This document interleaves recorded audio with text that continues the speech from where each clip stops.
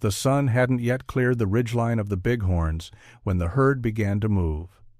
A low thunder of hooves rolled across the Powder River Basin, echoing against the shale bluffs and cottonwood draws. The light came slow and gold over 1,000 longhorns, rib-thin from the trail, restless from months on the move. Steam rose from their backs into the cold dawn. Every breath seemed to hang in the stillness before the day began in earnest. At the head rode Ike McAlister, reins slack, hat pulled low against the light.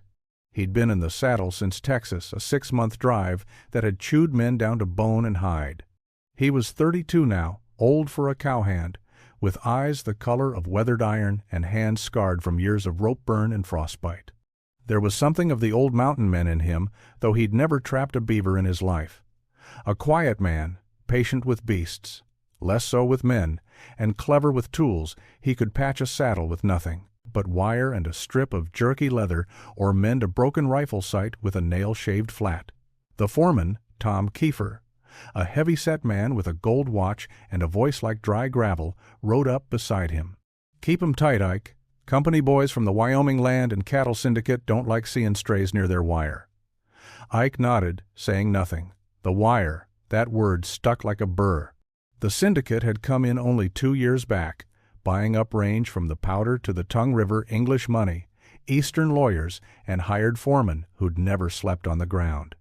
Where open prairie once ran to the horizon, now miles of barbed wire cut the land into neat rectangles. That morning, the herd angled north toward the Powder River crossing, a ribbon of brown and gold moving against the wind. The sky stretched so wide it hurt to look at. The other hands, a dozen sunburned drovers and 1 green boy from Kansas, rode scattered, swinging their ropes at lagging steers. Dust rose like smoke behind them.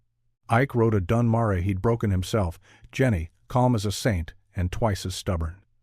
He talked to her under his breath, soft and slow. The mare listened like she understood.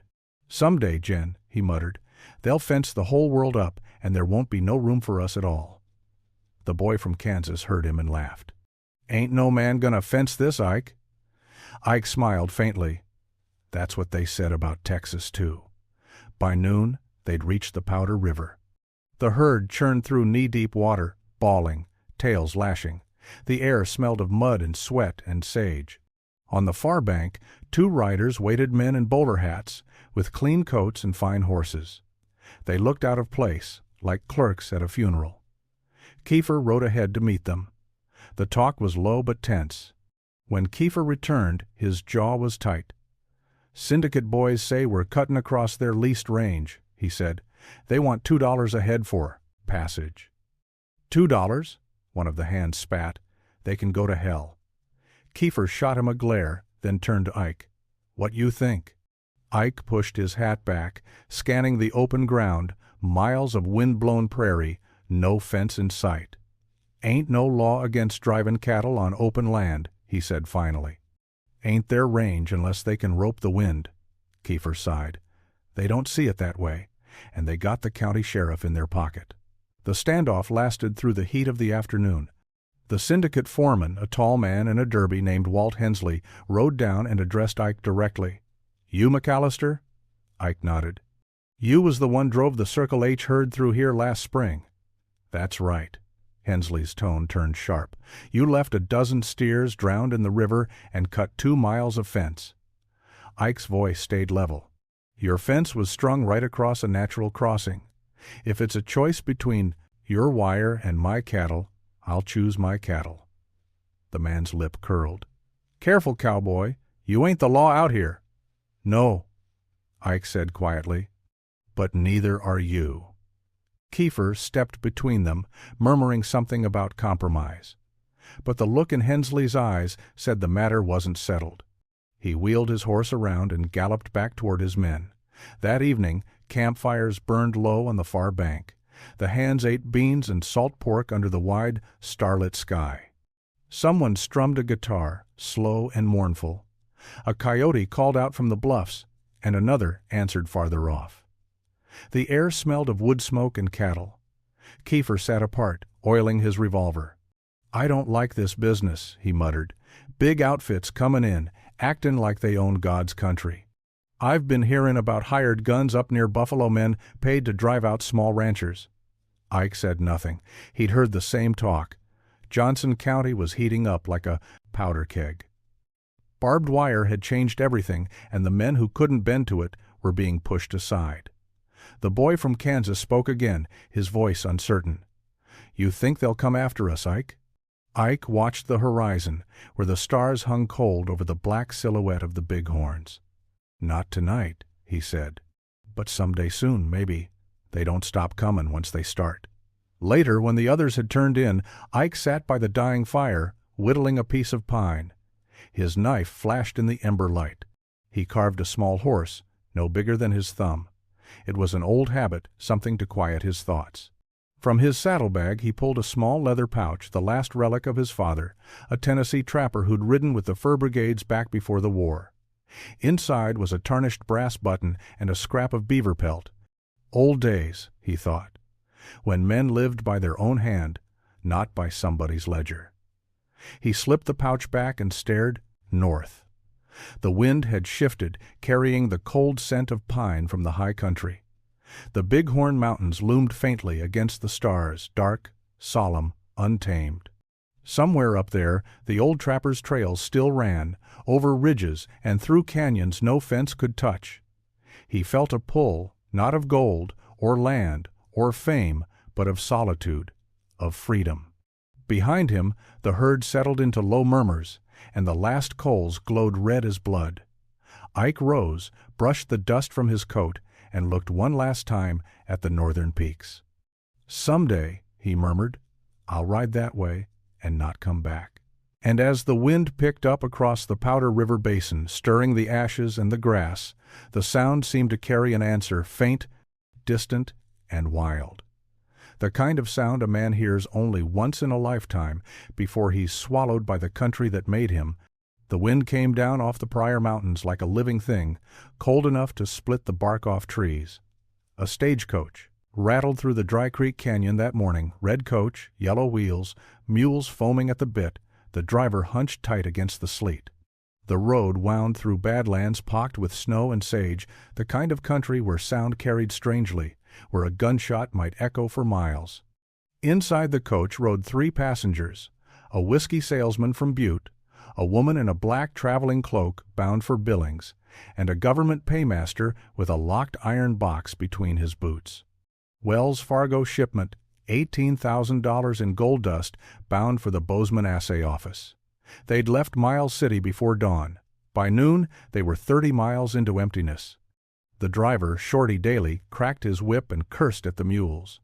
The guard beside him, an ex-soldier named Webb, kept one hand near his shotgun, eyes scanning the ridges. He'd heard the talk in town. Someone was working these roads, silent, fast, never seen twice. By 1 o'clock, the canyon narrowed, rock walls rising sheer on both sides. The air grew heavy, the kind of stillness that made animals uneasy. Webb lifted the brim of his hat and frowned. "You hear that?" Shorty spat tobacco. "Ain't nothing but wind." Then the wind died. Out of the gray came a single horse and rider, standing dead center in the road 50 yards ahead. The man's face was hidden by a bandana, hat pulled low. His coat was black oilskin, stiff with frost. A Winchester carbine lay across his saddle horn. "Hold up!" he shouted. Shorty hauled the reins, and the coach shuddered to a stop. The mules snorted clouds of steam. Webb swung his shotgun up, but the rider was already moving. One sharp crack split the air, and the guard's hat spun off his head as a bullet punched a hole clean through the brim. A warning shot, precise, deliberate. "Throw down your iron," the rider called. Webb hesitated, then let the shotgun drop into the snow. The masked man rode closer, motion steady, eyes cold and watchful. He carried himself like someone who'd done this before. No wasted motion, no show of temper. The rifle never wavered. "Driver," he said, "step down." Shorty obeyed, boots crunching on the frozen ground. "Now open that box." "I ain't got the key," Shorty muttered. The rider dismounted, reached into his coat, and drew a small hammer and cold chisel, not a gunman's tools, but a craftsman's. He worked the lock quick and quiet, the way a blacksmith might free a nail. The box gave way with a dull snap. Inside, gold dust gleamed under the gray light. He scooped out a handful, let it run through his gloved fingers, and nodded once. Enough. He closed the lid, slid the box back under the driver's seat, and turned to the passengers. No harm meant. Keep your hands where I can see 'em. The woman stared, wide-eyed. The whiskey salesman muttered something about damn outlaws and eastern lawlessness. The paymaster sat rigid, pale. The rider's gaze lingered on the woman. He tipped his hat slightly, a gesture oddly polite. Then he mounted again, wheeled his horse, and was gone up a side draw and into the snow-laced pines. The whole thing took less than 3 minutes. When the Pinkerton men arrived 3 days later, they found the coach unhurt, the box unopened, and only half the gold missing. No bodies, no tracks beyond a single horse. But what caught their attention was a small object wedged under the driver's step, a silver concho hand-engraved with a worn eye. That night in Miles City, Agent Charles Siringo of the Pinkerton National Detective Agency studied the concho under lamplight. He was a compact man with a Texan drawl and eyes like an old coyote, tired but sharp. He turned the concho over in his hand, then placed it beside another from an unsolved horse theft in Cheyenne the year before. Same pattern, same maker. He leaned back and spoke to his partner, Henry Tolman, a younger operative from Street Lewis. Same hand did both. Quiet, careful, and he don't kill. Man like that's thinkin', not shootin'. You know what that means, Henry? Tolman shrugged. Means he'll be harder to catch. Siringo smiled thinly. Means he's an old trail man, the kind that learned patience under open sky. By week's end, word was out. Posters went up in saloons from Miles City to Sheridan. $2,000 reward, 2 things. For the apprehension of Isaac McAlister, alias the Silent Rider, wanted for robbery of Wells Fargo stage, Dry Creek Canyon, the 12th of February 1885. Description: 6 feet, lean build, dark hair, scar on left forearm, rides a scarred bay mare. The bounty caught fire across the territory. Some said the man was an ex-scout turned bandit. Others swore he was avenging ranchers run off their land by syndicate foremen. But none of them had ever heard his voice. 2 weeks later, a blizzard pinned down Siringo's team at the Rock Creek stage station. Over whiskey and lamplight, they studied their map. He'll head north, Tolman said. All the big ranches down south are wired in now. He'll want space. Siringo nodded. Powder River country's his ground. He knows it too well to give it up easy. Outside, the wind howled through the cracks in the station walls. A rancher warming himself by the stove glanced over. "You huntin' McAlister?" he asked. "Maybe," said Siringo. The rancher spat into the ashes. "He ain't what you think. Folks round here don't call him outlaw, call him Balance." Siringo frowned. "Balance?" "Yeah," the man said. "He robs them that done the robbin' first." The detective said nothing. But that night, lying awake on the cot, the words kept circling in his head like wind through dry grass. Far north, near the Tongue River, Ike McAlister rode through falling snow. The bay mare's breath hung white in the dark. He'd left the gold dust buried deep under a cairn of stones, half of tan, anyway. The rest he'd scattered in the river, letting the current carry it west. He didn't do it for conscience, nor for show. He just had no use for more than a man could carry. He made camp in a narrow draw, built a fire of dead pine and spruce, and set his coffee pot near the flame. His coat was torn, his hands raw. He ate jerky, sipped coffee, and listened to the wind. Somewhere below, wolves sang. He reached into his pocket and drew out another silver concho, the twin of the one he'd lost. He turned it over, studying the scratched letter, I.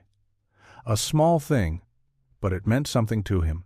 Identity, maybe, or independence. When dawn came, he saddled up and headed into the foothills. A week later, a trapper found the remains of 2 horses frozen in a gully Pinkerton mounts, their riders nowhere in sight. Snow had covered everything but a scrap of black oilskin caught on a branch. Rumors spread quick that McAlister had lured the agents into a blizzard and vanished. that he'd crossed into Canada, that he lived now among the Blackfeet. Siringo wrote in his final report, "Suspect shows strong woodcraft and self-discipline. Not a killer by nature, but a man made hard by circumstance. This is no common thief. This is the last breed of the frontier, and he won't be taken by law or bullet." The report was filed, stamped pending, and forgotten by spring. But in the saloons of Miles City, the story grew taller with every telling. Some said he melted away into the mountains. Some said he still rode by moonlight, the silver conchos on his saddle shining like stars. And in every telling, his name stayed the same, whispered, half in respect, half in fear. The sky had already gone iron gray by mid-afternoon. Wind came down the mountains in long, hollow breaths, stirring the sagebrush and sweeping old snow into the hollows. Down in the willows where Horse Creek met the Green River, 3 men and 2 Crow Scouts worked silently, their movements deliberate, as if the forest itself were listening. They were not building a cabin, they were erasing one. The logs had been dragged by mule at night, stripped of bark, and rubbed with wet earth until they matched the color of the deadwood around them. Every cut was hidden beneath moss, every sound muffled by distance. The scouts worked with a kind of reverence, bending branches, weaving reeds, whispering to one another in Crow. The trappers, hardened men of the mountains, followed their lead without question. The fort they were building would never be marked on a map. Yet, among the mountain men, it would become a legend. The hidden fort at Horse Creek, a shelter so well concealed that an entire Blackfeet war band once rode over it without knowing it was there. The man overseeing the work was Thomas Fitzpatrick, Irish by birth, trapper by fate. The men called him Broken Hand for the wound he carried from an earlier fight near the Platte. He was one of William Sublet's scouts, a partner of Smith and Bridger, and perhaps the most cautious of them all. Fitzpatrick had spent too many winters in the Rockies to believe in luck. When word reached him that a Blackfeet hunting party had crossed the Wind River, he knew what must be done. The rendezvous season was over, the Green River Valley emptying of traders. If the Blackfeet found his winter camp, his men would not live to see spring. So he turned to the Crow Scouts, who traveled with him, Lone Elk and Two Feathers, and asked them to teach him how the mountains hide their own. They led him here, to a bend in Horse Creek that curved like a cradle beneath a sandstone bluff. Water ran slow and black under the ice. The valley was narrow, walled in by firs. To the untrained eye, it was an ordinary glade. To the Crow, it was a fortress waiting to be born. They began by choosing the ground, a shallow depression in the slope, shielded from view by a tangle of chokecherry and fallen pine. The soil was dry and firm, good for digging. The Crow worked with antler picks and wooden spades, carving out a space barely large enough for 5 men to sleep side by side.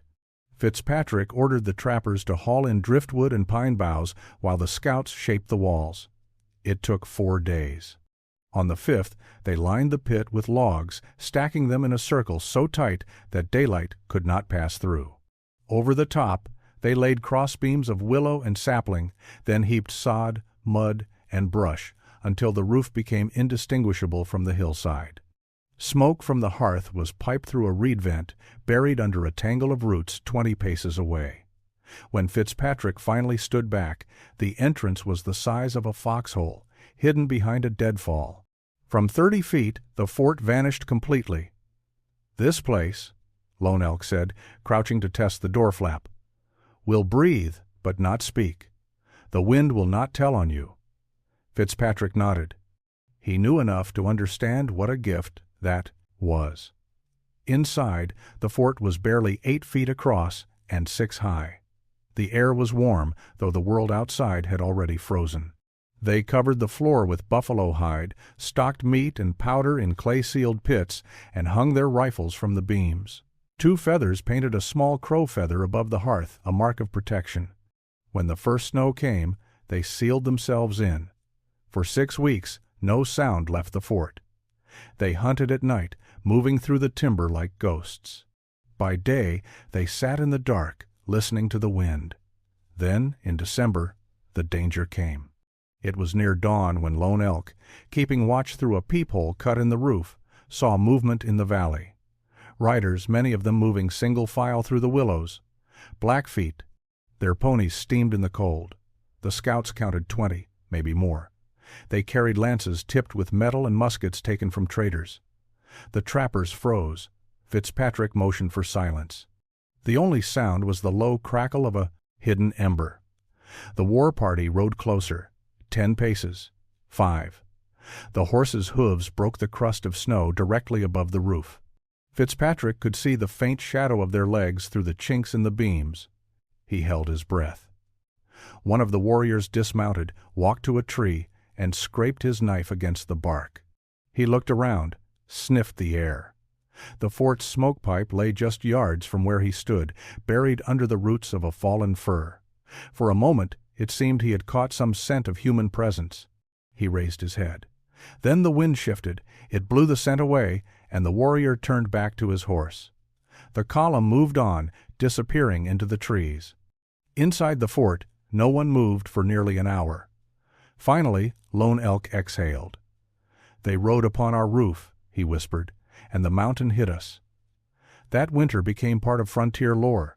Fitzpatrick, when he rejoined his partners at the 1,830 rendezvous on the Green, told the story to Bridger and Sublet.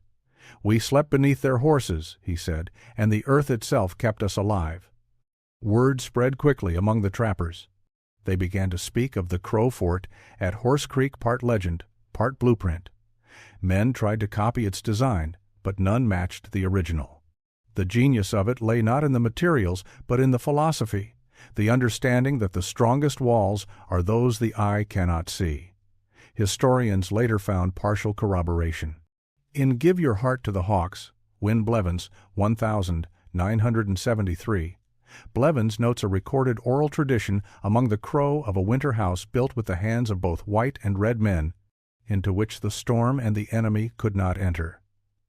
The location matches the Green River Valley near Horse Creek. Archaeological surveys conducted by the Rocky Mountain Fur Trade Journal in the early 2000s describe similar semi-subterranean lodges camouflaged with sod structures that could easily have served as hidden forts. By early spring, when the thaw came, the Horse Creek Fort collapsed under its own roof. Fitzpatrick's men dug themselves free and watched as the sod and mud sank back into the hillside. Within a week, nothing remained but a shallow depression and a scatter of ashes. Yet even in ruin, the fort fulfilled its purpose. It had been invisible when it mattered. Lone Elk and Two Feathers returned to the Crow country that summer, and Fitzpatrick, forever changed by what he had witnessed, carried the lesson with him through every winter that followed. In his later years, when asked by younger trappers how he had survived so long, he would answer simply, "By letting the mountain keep my secret." By late April, the snows gave way to mud and wildflowers. The creeks ran full, and the elk came down from the ridges to feed. Ike McAlister rode north along the Milk River, half-starved, half-healed, following a game trail that had once been a trapper's road. He crossed into Blackfeet country without meaning to, though he knew the signs. Carved lodge poles in the willows, stones stacked in threes to mark hunting ground. He kept his rifle low and his horse steady, not wanting trouble. It found him anyway. They came at dawn, silent as ghosts, 3 riders on spotted ponies, bows drawn, feathers snapping in the wind. Ike reined up and raised his hands. The leader, a tall man with braids down his chest, studied him for a long time before lowering his bow. "You are lost," he said in slow, measured English. "Maybe," Ike answered. "Or maybe I just ran out of map." The man smiled faintly. "Then you are like us." His name was Running Elk, a chief's son who had learned English from traders out of Fort Benton. He took Ike to their spring camp near the river's bend, a circle of lodges ringed with drying hides and the smell of smoke and sage. The elders watched him with wary eyes. They had seen white men before, trappers, soldiers, whiskey peddlers. But Ike was something different. His clothes were torn to threads, his horse thin, his hands cracked from cold. He carried no law, no flag, no promise. They let him stay. He worked beside them, mending bridles, setting traps, helping the hunters smoke meat. The children followed him at first, whispering that he was a ghost. But soon they laughed when he taught them how to whistle through a split blade of grass. Running Elk's mother, Nita, brought him herbs for his frostbitten feet. When she saw the scars on his hands, she said, "You have lived too many winters for one man." "Feels that way," Ike said. By summer, he spoke their tongue well enough to trade jokes. He hunted elk with them, guided by an old Blackfoot named Tall Knife, who had once trapped for the Hudson's Bay Company. Tall Knife said the mountains had spirits men who walked between storms, seen only when they wished to be. "You," he told Ike, "are one of those." Ike laughed, but in truth he felt something shift inside him, a peace he hadn't known since Texas. When he looked north toward the plains, he no longer thought of the Pinkertons or the syndicate or the men who'd fenced the world with wire. He thought only of the river's sound and the wind in the grass. That summer the Blackfeet called him White Wolf, for he had come from the blizzard and lived. And for the first time in his life, Ike McAlister belonged nowhere and everywhere. By the time the cottonwoods along the Milk River turned gold, the world had begun to whisper again. Word drifted in with a trapper from Fort Benton, a bounty rider said to be combing the frontier for a Texan rustler who'd knifed a corporate foreman and vanished into the high plains. The name they used was Ike McAlister. Running Elk told him over a low fire one night. 2 white men came to the fort. They asked questions. They carry letters with the Pinkerton mark. Ike stared into the flames. He'd heard of the Pinkertons, men paid by railroads and banks to hunt down anyone who stood in the way of progress. They were efficient, relentless, and quiet. When the company wanted you gone, they didn't send soldiers.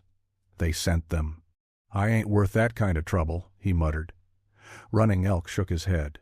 "The white men think gold is behind every man's reason. They do not understand pride." For a few more weeks, Ike stayed close to the camp, helping with the late-season hunts. But each night, he felt that old pull the mountain man's instinct to move when the wind changed. By the time the geese started south, he saddled up. He left a small pouch of tobacco and a steel knife by Running Elk's lodge. He said, "No farewell." In that land, goodbyes were understood in silence. He headed toward the Bighorns, a country of ridges and deep-cut valleys where snow lingered year-round in shadowed folds.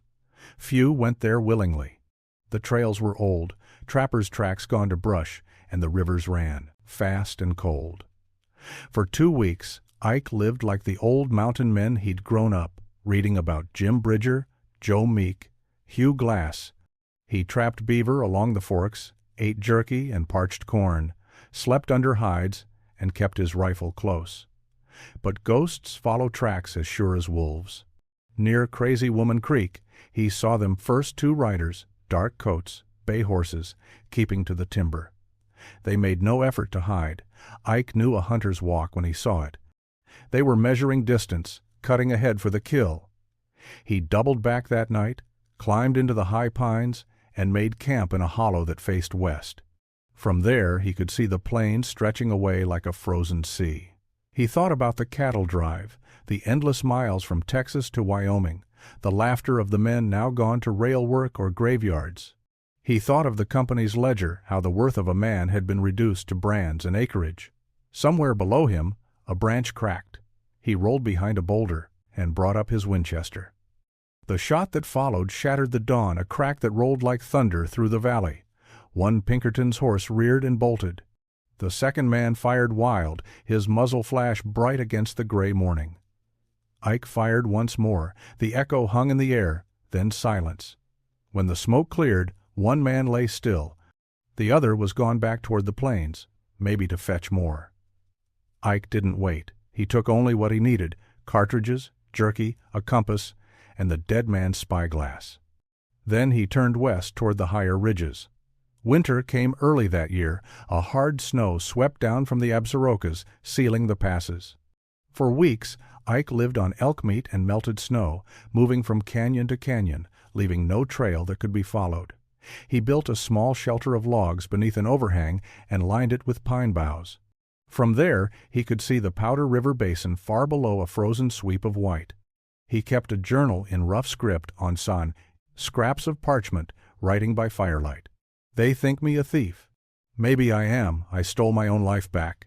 The pages that survived, found decades later by a prospector near Ten Sleep Creek, stopped abruptly mid-sentence. Some said the Pinkertons found him and buried him in a shallow grave. Others swore he froze in the high country and became one with it like the old trappers before him. But the Blackfeet told a different story. Running Elk's son would later tell traders of a white man who returned in the spring, hair gray, eyes clear as river ice, riding no horse, carrying no gun. He stayed one night in their camp, then walked north at dawn into the foothills, never to be seen again. When the wind howled through the passes, they said it was White Wolf, the man who outsmarted the Pinkertons and vanished into legend. Even now, among the old-timers in the Bighorns, they tell his story, of how a cowboy with the mind of a mountain man and the heart of a free range refused to be bought, fenced, or forgotten. His name fades in the telling, his deeds mix with those of Bridger and Carson, but the spirit remains the wild defiance of a man who chose the open sky over the rule of law. Some nights, when the wind sweeps down the Powder River, riders still claim they've seen a lone figure moving along the ridgeline. No trail, no campfire, just the outline of a man watching the plains he once rode. Ike McAlister, last of the free cowboys, the mountain's own ghost. When the century turned and the iron rails had long since carved their way across the open range, the name Ike McAlister had all but faded from the ledgers, but not from the stories. By 1902, Powder River country had changed. The old trail towns of Buffalo and Casey were now fenced in by telegraph poles and windmills. The barbed wire wars were history. The syndicates had merged, and the Pinkertons had taken to policing bank robbers and union men instead of cow thieves. But among the graying cowhands, when the whiskey flowed and the lamplight burned low, one tale still circled the bunkhouses: the cowboy who outsmarted the Pinkertons. Nobody agreed how it ended. Some said he froze high in the Bighorns, his bones buried beneath the snow. Others swore he'd slipped north into Canada, taken a new name, and trapped along the Milk River till he died an old man. But there were records, small ones, fragile and half-forgotten. In 1886, a Blackfeet interpreter named John Ground Owl signed a trading ledger at Fort Benton for 1 rifle, 1 pelt bundle, and 2 beaver traps, traded by a white man known as White Wolf. The trader noted, hair turning gray, spoke in half Blackfeet tongue, scar across right hand, paid in silver dollars of Mexican cut. 2 years later, the Rocky Mountain News ran a short column out of Billings. Local herders report a stranger living alone in the upper Bighorn Basin. Described as middle-aged, weather-beaten, claims Texas. Birth. Refuses company. Rumored to possess knowledge of lost trails used by early trappers. Believed to be an ex-cowpuncher turned hermit. The article was barely noticed, buried between notices for mining claims and patent medicines. But one man clipped it and filed it in the Pinkerton archives under unconfirmed. His name was Agent Samuel V. Grayson, and he had been one of the riders who followed McAlister north in '85. The years had not been kind. By 1890, he'd left the agency and turned railroad detective, then saloon keeper. But he never forgot the man who'd beaten him in the high country. In his private notes, found after his death in 1901, Grayson wrote, "McAlister was no thief. He was a relic, a breed out of time, the kind that couldn't live with fences. If he's alive still, I hope the wind's kind to him." In 1937, a field team from the Wyoming Historical Society trekked into the southern Bighorns to record oral histories from old trappers and sheep herders. One of them, a half-crow guide named Thomas Spotted Horse, told a story that made the scholars trade glances. "There was a man my grandfather met long ago," he said. "A white man who spoke Crow and Blackfoot, lived alone above Ten Sleep Creek, never harmed anyone. When he died, they buried him under the rocks and marked the place with a wolf skull. He said his name was Ike." When asked how long ago that was, Spotted Horse thought a while. Maybe 50 winters. They laughed it off as folklore until one of the team, a graduate student from Missoula, found a small brass spur rowel in the scree where the guide pointed. Stamped faintly on the inside were 3 letters, I.M.C. The spur was sent to the Museum of the Mountain Man in Pinedale, Wyoming, where it remains to this day tagged, recovered near 10 Sleep, 1,937 possible connection to Ike McAlister, late 19th, c. cattle drover. Time sanded the man into myth, the dime novels of the 1,920 seconds recast, him as a gunfighter. A pulp magazine in the 1,940 seconds called him the Ghost Rider of the Bighorns. But among historians of the fur trade and frontier, a quieter belief took root that Ike McAlister was among the last to live as the mountain men once had. Self-reliant, unclaimed by law or wage, bound only to weather and will. In the archives of the Rocky Mountain Fur Trade Journal, one scholar wrote in 1989, "If McAlister existed, and the surviving evidence suggests he did, he stands as the symbolic bridge between 2 dying frontiers, the open range of the cowboy and the wild domain of the mountain man. In him, the spirit of Bridger and Carson flickered once more before vanishing into modernity." Each summer, when storms roll over the Bighorns, hikers sometimes report strange things, hoof prints where no horse could climb, the smell of campfire on the wind, a faint whistle echoing across the ridges. Ranchers tell of finding woven grass charms hanging from pines, the kind the Blackfeet once made to honor lost friends.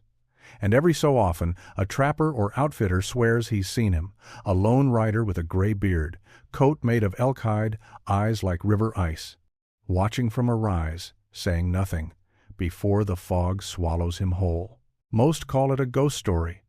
Others, the ones who know how the wind sounds up there, just nod.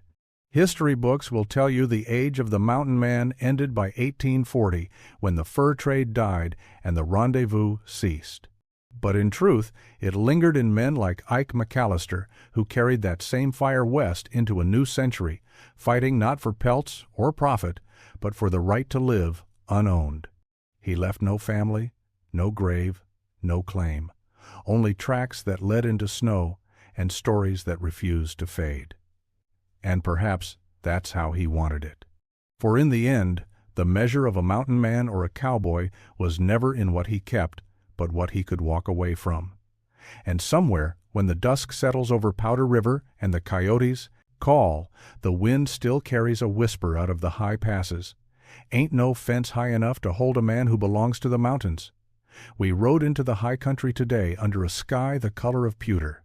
The company had sent me north from Buffalo with 2 hands and a pack mule, charged to mark a new survey line through the Bighorn foothills, a futile job, I suspect, for this country will never yield to the plow or the rail. The old-timers in town warned me about the weather, and one of them, a trapper missing half an ear, said, "You'll find ghosts up there, not gold." I took it as frontier talk, the kind you hear in every saloon west of the Missouri. But by dusk, as the wind began to wail through the pines and the snow came sideways, I found myself remembering his tone. We made camp by 10 Sleep Creek, the same place where Bridger once claimed he'd seen mammoth bones in the riverbank. The storm set in by midnight, thick and merciless. We tied the horses close and banked the fire high. Somewhere in that gale, I swear I heard a whistle, not the wind, but the kind a man makes through his teeth. At dawn, the world was white and still. The drifts had swallowed half our gear. My partner Wilson went downstream to fetch water and came back pale as paper. He said there were boot tracks in the snow, single file, leading upslope. We followed them. They wound through the timber, straight and measured, not the erratic trail of a lost man. Whoever made them knew this country. After an hour, the trail vanished into a sheer slope of granite and frost. But there, near the rock face, we found something else. A small fire pit filled with fresh ash, and beside it, a piece of hide cut into thin strips smoked jerky. No prints leading away. Just the quiet of the mountains and the sound of the wind moving like breath through the pines. That night, Wilson couldn't sleep. He swore we were being watched. I laughed it off until I saw it too, a faint glow on the ridge, like the flicker of a lantern. We fired a flare and called out. No answer. By morning, the snow had erased everything. We found him today. Or I think we did. Near a frozen pond above the tree line, we came upon a small shelter built of logs and pine boughs. Smoke stains marked the stone above it, but the fire was long dead. Inside, on a crude bunk, lay a man's remains, or what was left of them. He was wrapped in a buffalo robe, his hair streaked with gray, his face half buried in snow. The air inside the shelter was dry and still, like a tomb. On the floor, we found a rusted Winchester, a belt knife, and a small leather pouch containing a few Mexican silver dollars. And there was a journal. Most of the writing was faint. The ink bled and blurred, but one page remained clear. If I die here, I die free. I ask no marker. Let the wind remember my name. It was signed with 3 letters. I.M.C. We carried what we could down to the mule, meaning to bring the body to Buffalo for proper burial. But when the storm hit again that night, the drifts closed over the trail. We waited it out 2 days. When we returned to the site, the shelter was gone, collapsed under the weight of snow, or maybe swallowed by it. The body was nowhere to be found. Only the rifle remained, half buried, and the mark of a wolf's paw pressed beside it in the crusted snow. I don't believe in hauntings. I am an engineer, a man of measurement and proof. But I've never been able to explain what happened on that mountain. When I turned the rifle over, I found a single word scratched into the stock with the tip of a knife. Freedom. The rifle from that camp rests now in my office in Sheridan. I keep it above the door where the light catches the steel. Every year when the first snows fall, I look at it and remember that storm and the strange peace on that man's face. There are those who say it was Ike McAlister, the outlaw cowboy who'd vanished 2 decades before. The description fits: the scar on the right hand, the old Winchester, the Mexican coins. The local Blackfeet still speak of White Wolf, the spirit of a white man who came from the South and never left. I can't say what's true. But I've come to think that maybe he wasn't a ghost after all, just a man who walked so far into the wilderness that he found what the rest of us spend our lives chasing. He'd outlasted the syndicates, the railroads, the Pinkertons, and the years themselves. And when the mountains finally took him, they kept him as one of their own. In 1928, Cobb's journal was donated to the American Mountain Men Association by his grandson. The rifle and 1,873 Winchester with a wolf's head carved into the stock was authenticated and placed on display at the Museum of the Mountain Man in Pinedale, Wyoming. Years later, hunters in the high Bighorns swore that, on still nights, they could hear the faint sound of hooves in the snow, slow, measured, unhurried. Some said it was a trick of the wind. Others believed it was McAlister himself, riding the ridgelines where no man could follow. The Blackfeet elders told it differently, that the mountains do not bury the free, they keep them. And when a storm comes rolling off the divide and the pines moan like distant cattle, that's White Wolf, riding home again, forever untamed beneath the endless sky of the frontier.